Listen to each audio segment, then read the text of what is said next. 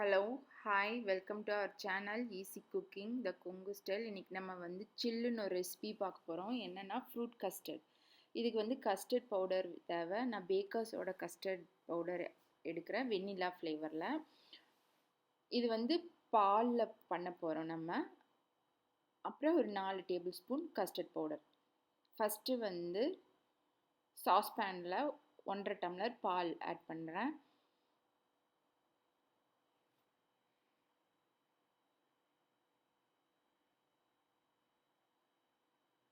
அந்த பால் வந்து நல்லா கொதிச்சதையும், இந்த மாதிரி கொதிச்சதுக்கு அப்புறம் இந்த கஸ்டர்ட் பவுடரில் வந்து தண்ணி ஊற்றி மிக்ஸ் பண்ணி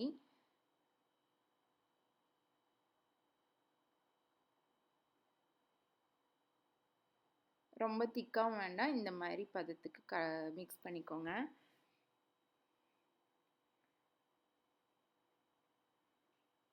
பால் நல்லா பாயில் ஆனதுக்கப்புறம் சிம் பண்ணிவிட்டு இந்த மாதிரி கஸ்டர்ட் பவுடரை வந்து மிக்ஸ் பண்ணிவிட்டு மெதுவாக அதை ஊற்றி நல்லா கலக்கி விட்டுட்டே இருக்கணும். நிறைய ஊற்றுனீங்கன்னா வந்து நல்லா கெட்டி ஆயிரும், அப்புறம் வந்து கட்டி கட்டியாக ஃபார்ம் ஆயிரும். அதனால் வந்து மெதுவாக ஊற்றி நல்லா கலக்கிட்டே இருக்கணும். அப்போ தான் வந்து அந்த கட்டியெல்லாம் விழுகாது.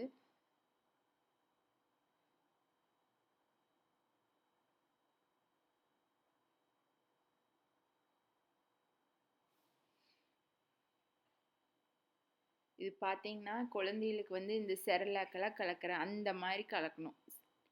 மிக்ஸ் பண்ணிகிட்டே இருக்கணும். மெதுவாக ஊற்றி கொஞ்சம் கொஞ்சமாக ஊற்றி ஊற்றி மிக்ஸ் பண்ணிகிட்டே இருக்கணும். அப்போ தான் வந்து கரெக்டாக வரும்.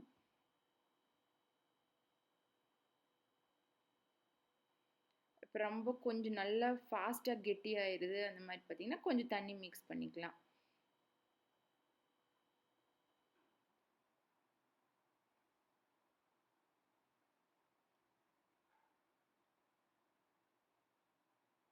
பாருங்கள், ஃபாஸ்ட்டாக கெட்டி ஆயிடுது. அது கூட கொஞ்சம் தண்ணி மிக்ஸ் பண்ணிட்டிங்கன்னா நல்லா கொஞ்சம் லூஸ் ஆகிக்கும்.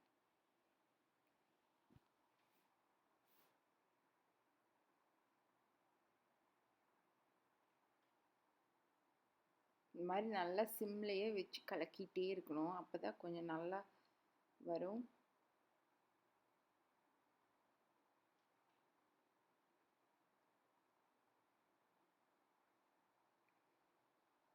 இது வந்து நம்ம ஃப்ரூட்ஸ் கூட மிக்ஸ் பண்ணி சாப்பிட போகிறோம். இது வந்து குழந்தைகளுக்கெல்லாம் ரொம்ப பிடிக்கும்னு நினைக்கிறேன்.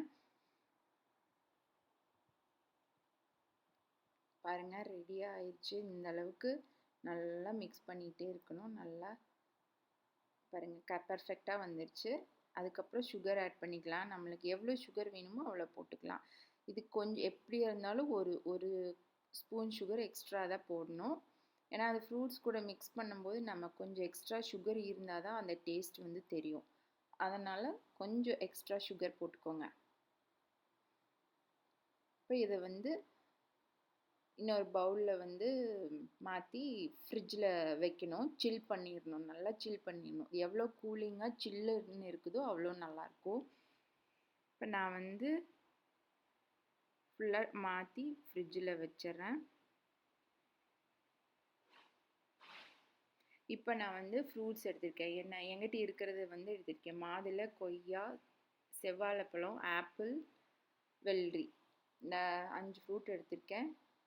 இது பாருங்கள், ஃப்ரிட்ஜில் வச்சு எடுத்திருக்கேன். ரொம்ப நல்லா சில் பண்ணி நல்லா கெட்டி ஆயிடுச்சு. இப்போ நம்மளுக்கு என்னென்ன ஃப்ரூட்ஸ் வேணுமோ அது வந்து தட்டத்தில் எடுத்து வச்சுட்டு எவ்வளோ வேணும் தனித்தனியாக ஃப்ரூட்ஸ் வச்சிட்டோம்னா நம்மளுக்கு எவ்வளோ தேவையோ அவ்வளோ எடுத்துக்கலாம். ஒருத்தருக்கு வந்து ஒவ்வொரு ஃப்ரூட் பிடிக்காது, அதனால அவங்களுக்கு நான் என்னென்ன தேவையோ அது மட்டும் எடுத்துக்கலாம். இப்போ அந்த சில்லுன்னு இருக்கிற அந்த ஃப்ரூட் கஸ்டர்ட் இருக்கு இல்லையா, அதை போட்டு நல்லா மிக்ஸ் பண்ணணும். நல்லா எல்லா ஃப்ரூட்ஸ் கூடயும் கோட் ஆகிற மாதிரி நல்லா மிக்ஸ் பண்ணணும். பாருங்கள், இந்த மாதிரி நல்லா மிக்ஸ் பண்ணிக்கணும். இவ்வளோதான் ஃப்ரூட்ஸ் கஸ்டர்ட். பாருங்கள், இதான் என் பொண்ணு சம்யுக்தா. இதை ஃபஸ்ட் டைம் சாப்பிட்றா. நல்லா பிடிச்சிருச்சு இந்த டேஸ்ட்டு.